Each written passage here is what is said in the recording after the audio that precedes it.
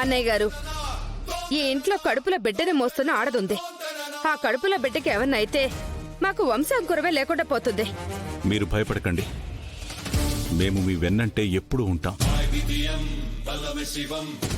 మా రామ నమ్మిన సిద్ధాంతం మీకు ఇబ్బందిగా మారుతుంది అనుకున్నప్పుడు ఏం చేస్తే మీరు ధైర్యంగా ఉంటారో చెప్పండి, అలాగే చేద్దాం.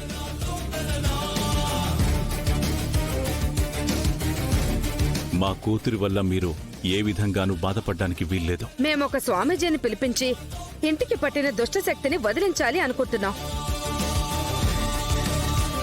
అలాగే రామలక్ష్మికి సౌభాగ్య పూజ చేయించాలనుకుంటున్నాం. అలా చేస్తే మీరు ధైర్యంగా ఉంటారు అంటే అలాగే కానివ్వండి. నాన్న, మేము చేయించాలని అనుకుంటున్నాం, కానీ రామలక్ష్మి ఒప్పుకోవడం లేదు.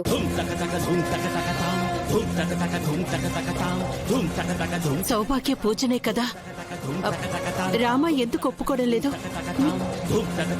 అమ్మా, అలా ఒప్పుకుంటే నేను దయ్యం పట్టినట్టు నేను ఒప్పుకున్నట్టే కదా. అందుకు నేను కూడా ఒప్పుకోను. ఇంకా ఈ మూఢనమ్మకాలేంటి? తను చదువుకుంది, సైన్స్ ని నమ్ముతుంది. ఒరేయ్, మీరు సైన్స్ ని నమ్ముతారో ఇంకా దేన్నైనా నమ్ముతారో మాకు అనవసరం. మాకు మా నమ్మకాలుంటాయిగా. చూడండి అన్నయ్య గారు, మీకు చేతనైతే తను ఒప్పించండి, లేదంటే మీ కూతుర్ని మీతో పాటు తీసుకెళ్ళిపోండి.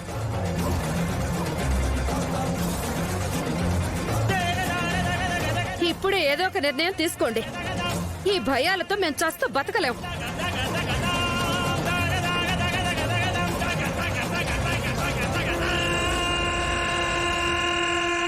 నాన్న, నన్ను నమ్మండి నాన్న. తొందరలోనే సమస్యలన్నింటికీ పరిష్కారం దొరుకుతుంది. చూడమ్మా, నువ్వు నా కూతురివి.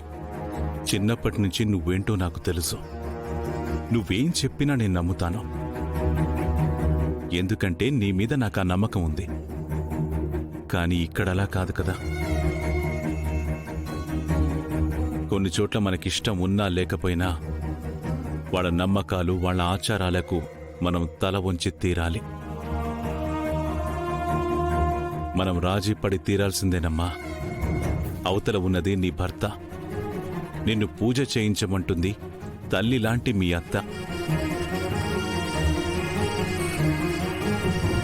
నీ మంచి కోరే చెప్తున్నారు కదా, ఒక పూజ చేయడంలో తప్పే ఉందమ్మా. నాకు అలాంటి వాటిపైన నమ్మకం లేదు నాన్న. అవన్నీ మూఢ నమ్మకాలు.